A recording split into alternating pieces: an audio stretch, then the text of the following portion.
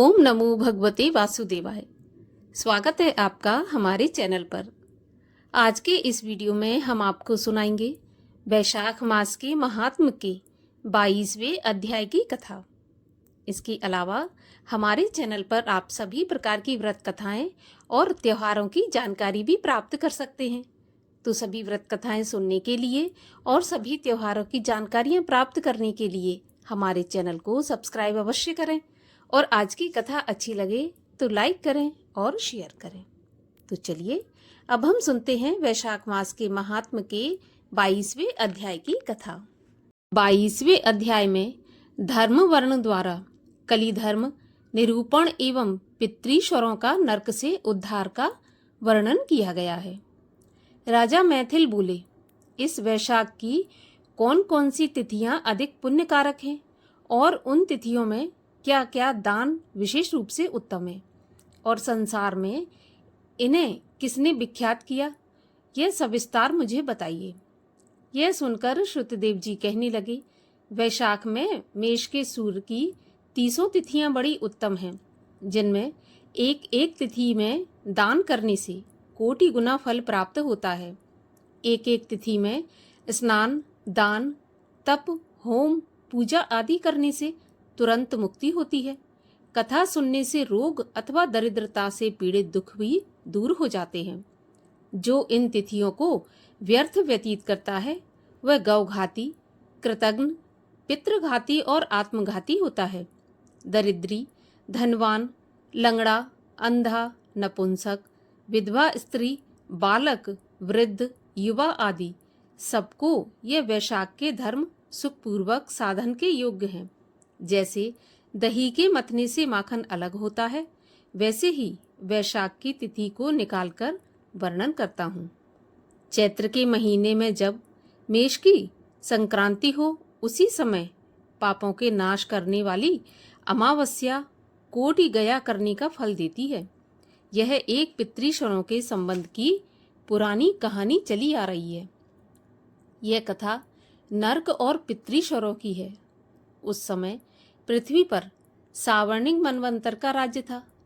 30वें कलयुग के अंत में जब संपूर्ण धर्म नष्ट हो गए, तब उस समय अनर्त देश में धर्मवर्ण नाम का कोई ब्राह्मण हुआ। उसने घोर कलयुग के प्रथम पाद में मनुष्यों को पापों से युक्त और अपने अपने वर्ण धर्मों से हीन देखा। तब एक दिन वह मुनि महात्माओं के सत्र यज्ञ के दर्शन के निमित्त पुष्कर क्षेत्र में गया। वहां ऋषि मुनि धर्मशास्त्र की कथा कर रहे थे। उनमें कोई घृतव्रत कलयुग की प्रशंसा कर रहे थे। सतयुग में जो वर्ष भर में माधव भगवान प्रसन्न होते हैं, वे त्रेता में 1 मास में और द्वापर में 1 ही पक्ष में प्रसन्न हो जाते हैं। उससे 10 गुना पुण्य कलयुग में विष्णु भगवान का ध्यान करने से ही होता है। कलयुग में थोड़ा पुण्य भी करोड़ गुना होता है।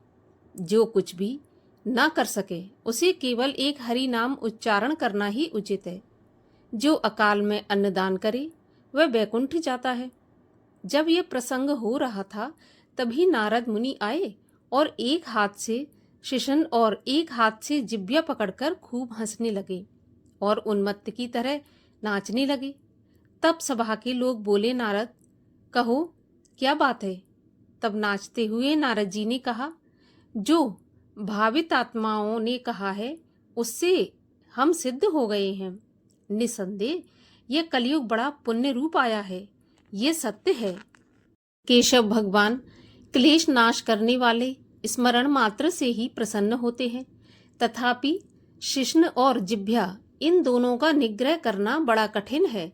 जिसके वश में ये दोनों हैं वही जनार्दन तुल्य है।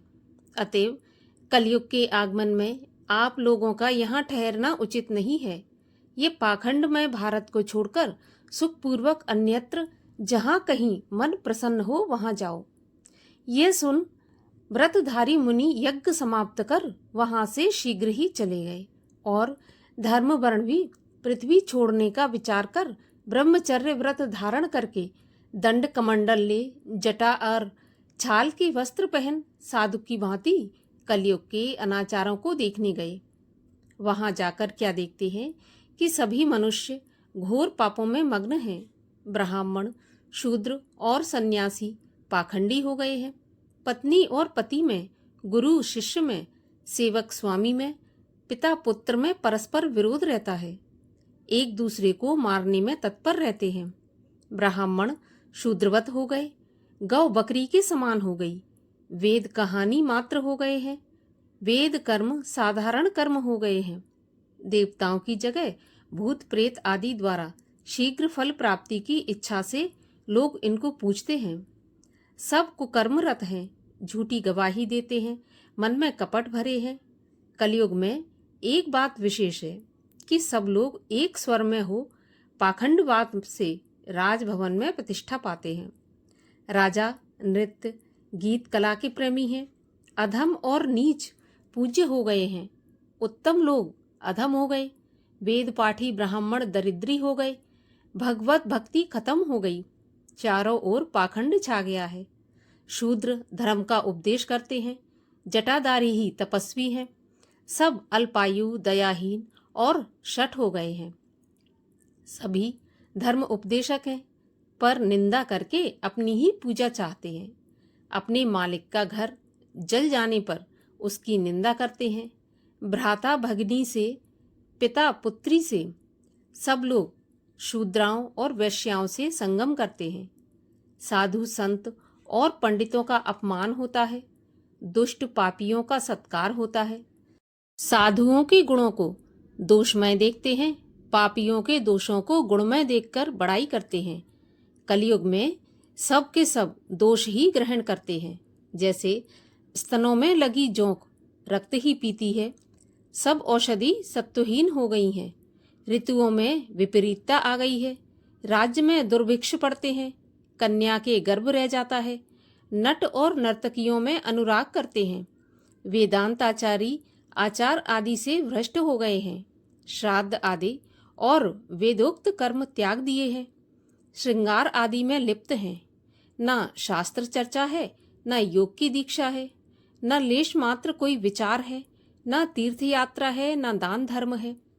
ऐसे कलयुगी मनुष्यों की विचित्र दशा देखकर धर्मवर्ण बहुत भयभीत और शंकित होकर वंश को पाप से क्षीण होता देख दीपांतर में जाकर लोकों में विचरता हुआ पितृलोक को गया।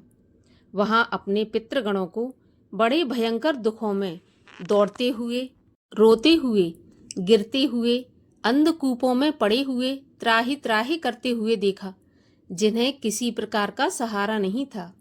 उन्हें देखकर वह विस्मित हुआ और दयालु होकर बोला, तुम कौन हो? तुमने ऐसे कौन से दुष्कर्म किए हैं जिनसे तुम यहाँ पर पड़े हो? तुम किस गोत्र में उत्पन्न हुए हो और तुम्हारा कैसे उद्धार होगा? ये सब मेरे सामने कहो, तुम्हारा आज ही कल्याण हो जाएगा। धर्म वर्ण के ऐसे वाक्य सुनकर दुख से व्याकुल पितृश्वर प्रसन्न हो दीन वाणी से कहने लगे, हम श्रीवत्स गोत्री हैं। हमारा वंश पापों से क्षीण होने के कारण निसंतान है। हमारे लिए पिंड देने तथा श्राद्ध आदि करने वाली कोई भी संतान न होने से हम दुखी हैं और इस घोर अंधकूप में पड़े हुए हैं। हमारे कुल में एक धर्म वर्ण नाम का पुत्र ही बड़ा यशस्वी है। वह सब कुछ छोड़कर अकेला ही विचरता है। उसने गृहस्थ आश्रम धारण नहीं किया। वही हमारी एक दूर्वा का तंतु रूप है, जिसे पकड़कर हम लोग लटक रहे हैं। उसे भी नित्य चूहे काट रहे हैं। वही एक जड़ बची है। अतः धर्म वर्ण की आयु क्षीण होने पर, अर्थात दूर्वा के शेष भाग को चूहा के भक्षण कर लेने पर, हम इस अंधता मिश्र दुर्गम कूप में गिर पड़ेंगे।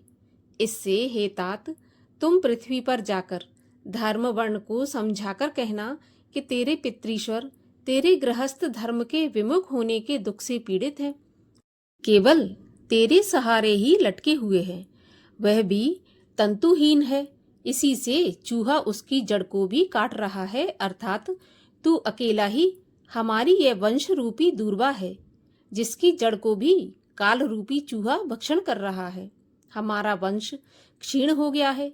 इस प्रकार दूब के 3 भाग तो नष्ट हो गए हैं, केवल तू ही पृथ्वी पर बचा है। जो एक ही भाग शेष है उसको भी प्रतिदिन चूहा रूपी काल भक्षण कर रहा है, अर्थात दिन प्रतिदिन तेरी आयु क्षीण हो रही है। तेरे मरने और तेरे संतान न होने पर हम और तू सब अंधता मिश्र कूप में पड़े रहेंगे। इसलिए गृहस्थ धर्म ग्रहण करके संतान की वृद्धि करें।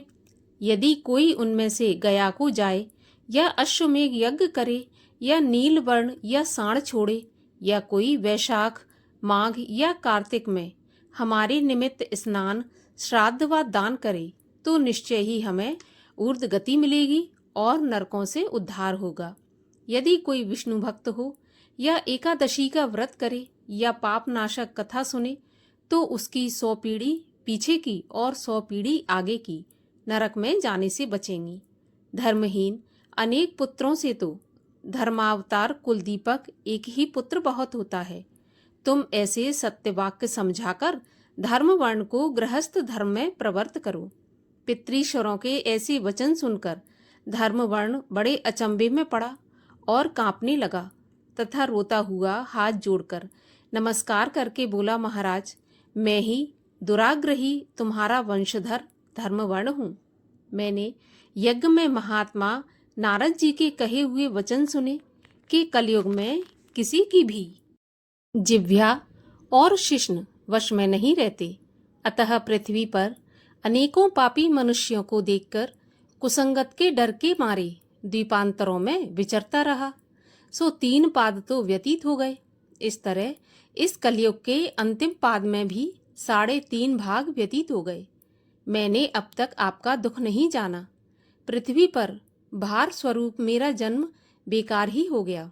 जो कुल में उत्पन्न होकर पितृश्वरों का दुख दूर नहीं किया, अर्थात उनका ऋण नहीं चुकाया, मैं अब आपकी आज्ञा पालन कर देव, ऋषि एवं पितृश्वरों को तर्पण करते हुए विष्णु भगवान की पूजा अवश्य करूंगा और ऐसा आशीर्वाद भी मांगा कि सांसारिक कर्मों के करने पर मेरे सत्कर्मों पर कलयुग की कोई बाधा मुझे न सताए।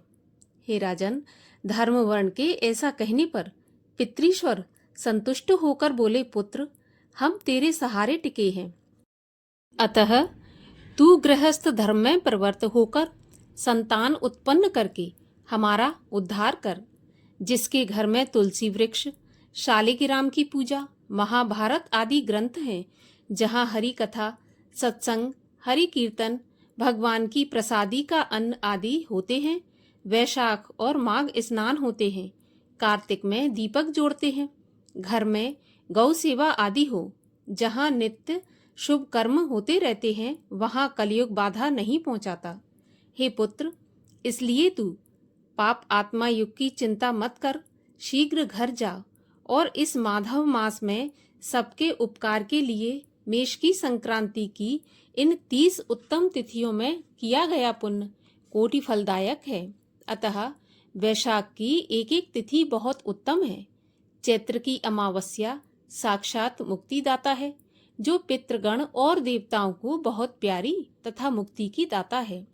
अमावस्या को पितृश्वरों के निमित्त श्राद्ध आदि करना, जल का घड़ा दान, पिंड दान, गया में श्राद्ध आदि करना बहुत फलदाता है, इसमें संदेह नहीं है। मधुमास में अमावस्या को जल से पूर्ण कुंभ, जिसमें कपूर और अगर की वासना हो, दान करें तथा जल सहित करीर का दान करने से अपने कुल का उद्धार करता है। पितृलोक में कुंभदान अमृत वर्षणी नदी है, जो श्राद्ध दान की देने वाली है। अन्न, दाल, घी, अपूप, लेह और खीर आदि का प्रसार करती है।